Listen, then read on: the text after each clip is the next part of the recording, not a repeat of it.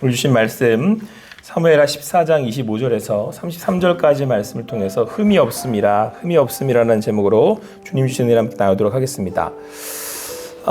이제 그 암논과 다말 사건으로 인해서 다윗은 큰 아픔을 겪게 되죠.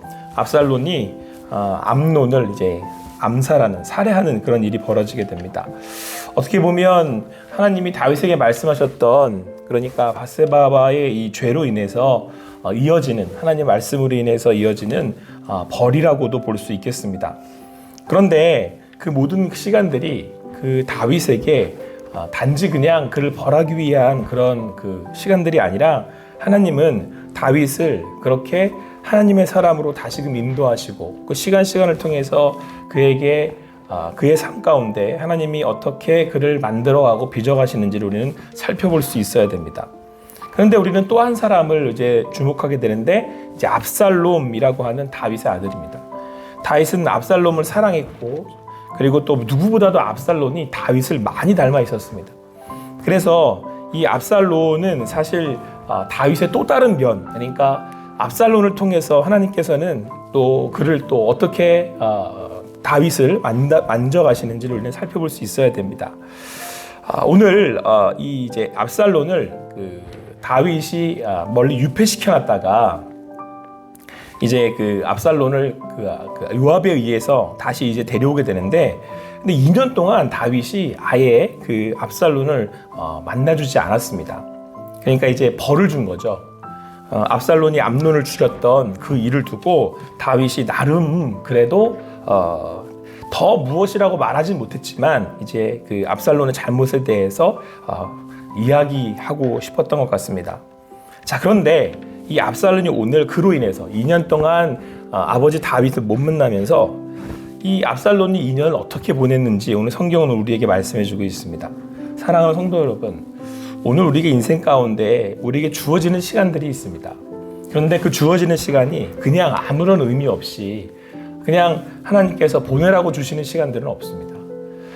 하나님께서는 분명히 이 모든 것을 만드셨고 주관하시며 인도하고 계신 줄을 믿습니다. 우리가 이해하지 못하고 또 우리가 다 알 수 없을 뿐이지, 하나님께서는 그 모든 시간들 가운데 우리에게 말씀하여 주시고 인도하고 계시다라고 하는 사실입니다. 오늘 그것이 우리 가운데 때로는 버거울 때도 있고, 때로는 부당하게 느껴질 때도 있고, 또 때로는 나의 의견과 반대될 때가 있지만, 그때 겸손히 주님 앞에 묻고 알할 수 있는 여러분과 제가 되기를 간절히 소망합니다. 그것이 우리의 자세이고 태도여야 한다는 거예요. 자, 그런데 오늘 이 압살롬이 아버지 다윗이 자기를 만나주지 않으니까 어떻게 했냐면, 자기를 데려왔던 그러니까 그 요압의 이 밭에다가 불을 질러버립니다. 그리고는 그 압살롬이 이제 자기의 이야기를 듣게 하기 위함이었던 것이죠. 그러니까 이제 요압이 이게 무슨 일입니까? 이 밭에다가 이게 무슨 짓을 한 겁니까? 그랬더니 이제 압살롬이 하는 얘기가, 아니 나를 지금 여기 데려다 놓고서는 2년 동안 이렇게 아버지가 나를 안 만나주고 이렇게 해버리면, 내가 이게 지금 이거 여기 있어야 할 이유가 뭐가 있겠냐고, 차라리 나를 데려오지 말지 그랬냐고 이제 그렇게 얘기를 하는데요. 오늘 여기서 압살롬이 어떤 생각들을 하고 있는지 알 수가 있습니다. 그러니까 지금 사실 압살롬은 그 암논을 죽인 일로 인하여서 이제 아버지 다윗을 못 만나고 있는 거잖아요. 그런데 압살롬의 생각은 좀 달라 보입니다. 압살롬은 지금 뭐라고 그러냐면, 내가 만약에 죄가 있으면 왕이 나를 죽이라고 하십시오. 내가 정말 그 암논을 죽인 일이 잘못된 일이라면 제가 죽어야 되지 않겠습니까? 그게 옳은 일 아닙니까? 이렇게 지금 따져 묻고 있는 겁니다. 그러니까 압살롬은 다윗이 그를 유폐시켰을 때도, 또 그리고 2년 동안 만나주지 않는 동안에도 자기 자신의 행동에 대해서 전혀 반성을 하거나 잘못된 것이 무엇이 있는지를 알지 못했다라고 하는 사실입니다. 우리 믿는 사람들은 항상 말씀에 자기를 비춰보는 삶을 살아가야 됩니다. 왜 그렇습니까? 우리 가운데 하나님의 인도하심이 어디에 있는지, 하나님의 뜻하심이 어디에 있는지를 구해야 하며, 또한 한편으로는 우리네 삶이 하나님의 말씀이 없이는, 인도하심이 없이는 살 수 없는 연약한 인생들이기 때문에 그렇습니다. 여러분, 오늘 되게 의미심장한 말씀이 하나 나오는데요. 오늘 25절에서 27절 말씀을 보면 갑자기 뜬금없이 압살론이 아름다운 사람이었다라고 칭찬을 합니다.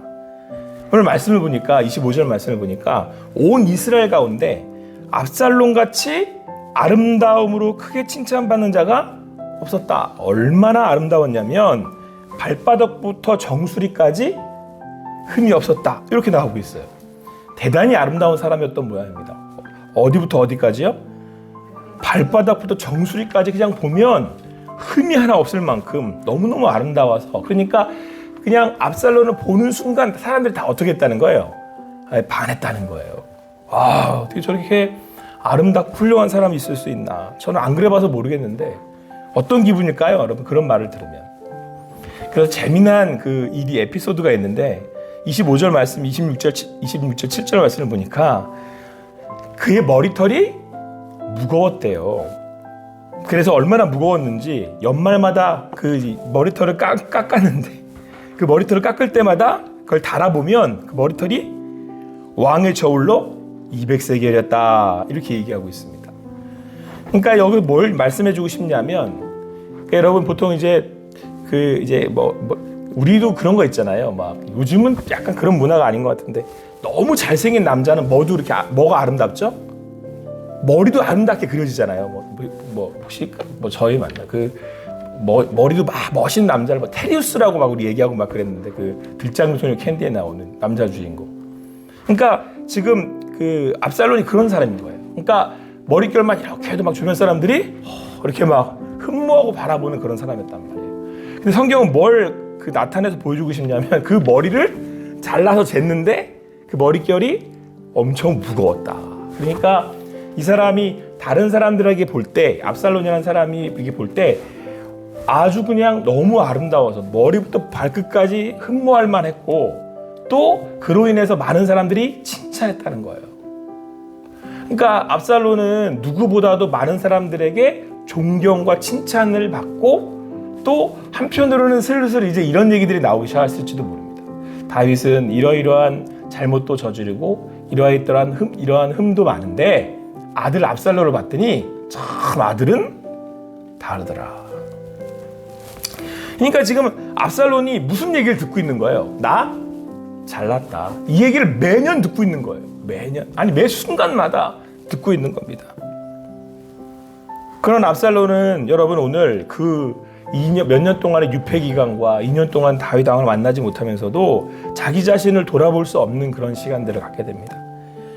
여러분 오늘 압살론에게 있어서 가장 큰 위기가 무엇이었겠습니까? 가장 큰 위기, 가장 큰 인생의 가장 큰 위기, 위험한 상황은 무엇이었겠습니까?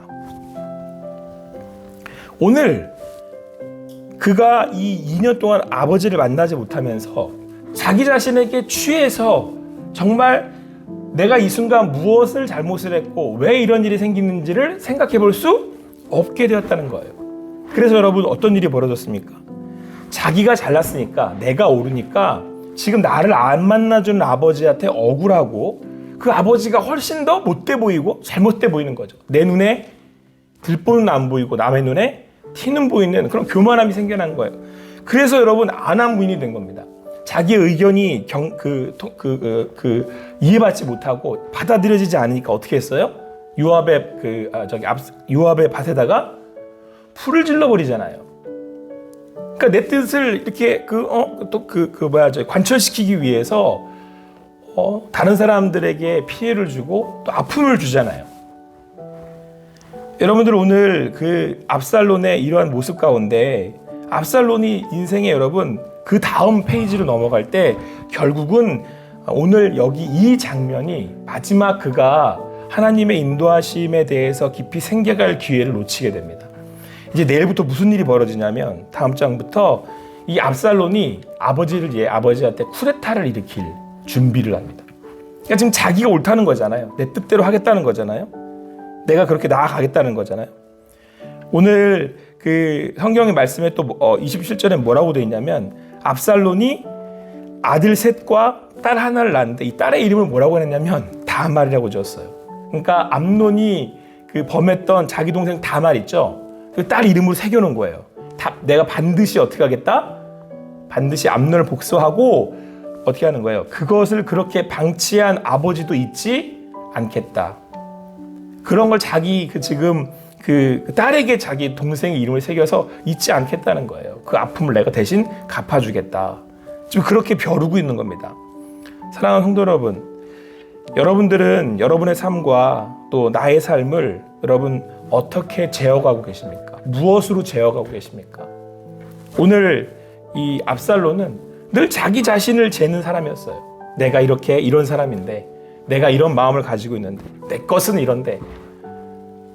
그런데 오늘 그렇게 자기 자신을 재고 자기 자신을 바라봤던 그 인생으로 인해서 결국 그는 하나님이 주신 그 아름다움을, 하나님이 이렇게 남겨주신 그 진짜 내게 주신 누구도 없는 거잖아요. 어떻게 발바닥부터 정수리까지 아름다울 수가 있어요. 제가 봤을 때 성경에 어떤 인물도 이렇게 아름답다고 표현한 인물을 본 적이 없거든요. 그러니까 아마 다윗도 이 압살롬을 보면서 굉장히 자랑스러웠을 것 같아요.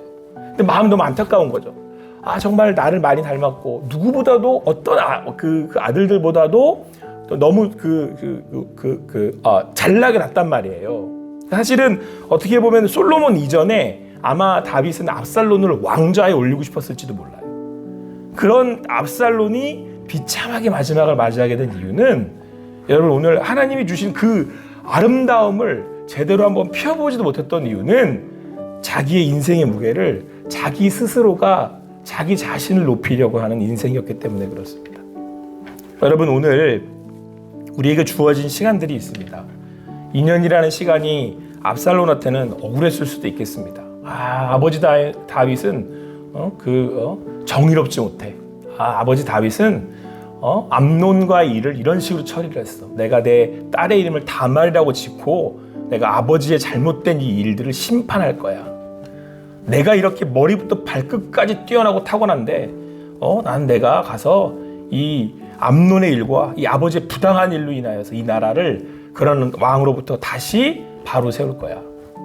그렇게 압살롬은 그 마음으로 이제 자기의 그 모든 것들을 돌려서 생각하게 됩니다. 오늘 압살롬이 가졌던 그 탁월한 능력들, 대단해 보이는 그 일들. 근데 여러분 압살롬이 한 가지 모르는 사실이 있었어요. 저는 왜 이 머릿결에 대한 얘기를 자꾸 할까 이게 궁금했거든요. 물론 그가 이제 얼마나 아름다웠는지를 보여주고자 했지만, 그런데 여러분 우리가 늙어 나이 들어간다라고 했었을 때 가장 먼저 우리가 보통 늙는다라고 했었을 때 뭐에 대해 어디가 가장 많이 변하고 이렇게 얘기를 하죠? 머릿결이죠. 압살롬은 자기의 인생이 자기의 머릿결이 늙어간다는 사실을, 늙어갈 수 있었다는 사실을, 나는 인간이라는 사실을 압살롬이 하나님 앞에 자기가 사람이라고 하는 사실을, 자기가 아름다울 수 있는 건 하나님이 나를 아름답게 했다는 사실을 깨닫지 못했다는 데서. 여러분 아이러니한 건 뭔지 아세요? 나중에 압살롬이 이 머리가 나무에 걸려서 죽어요. 되게 아이러니하지 않습니까? 자기가 자랑하던, 내가 재던, 내가 이런 사람이라고 재던 했던 그 머릿결이 나무에 걸려서 죽어요. 사랑하는 성도 여러분, 오늘 내가 머리부터 발끝까지 아름답고 가진 게 많다 해도 이것이 어디로부터 왔는지를 모르면, 누가 주신 줄을 모르면, 그것을 하나님 앞에 재어야 한다는 사실을 모르면, 내 인생을 재서 무게를 재어주실 분은 내가 아니라 하나님한 사실을 깨닫지 못하면 아무리 아름답고 아무리 많이 가지고 아무리 탁월하다고 해도 결국은 내가 내 인생 주인 되는 인생이 되어 하나님과는 멀어질 수밖에 없는, 아니 그렇게 하나님이 없는 인생은 아무리 많은 것을 가졌다 해도 결국은 아무것도 갖지 못한 인생이 될 수밖에 없음을 오늘 성경은 우리에게 분명히 말씀해주고 있습니다.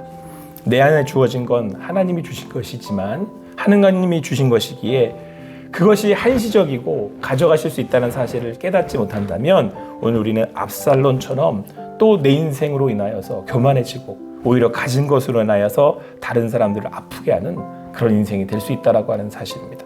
사랑하는 성도 여러분, 혹 여러분들 2년이라는 그 시간 동안 내가 억울하고 또 때로는 나에게 왜 이런 일이 있나 싶고 내 인생은 이제 어디로 가야 되나 싶은 그런 순간이 있다고 할지라도 그 시간을 통하여서 오히려 그 주님을 바라보실 수 있는 여러분과 제가 되기를 간절히 소망합니다.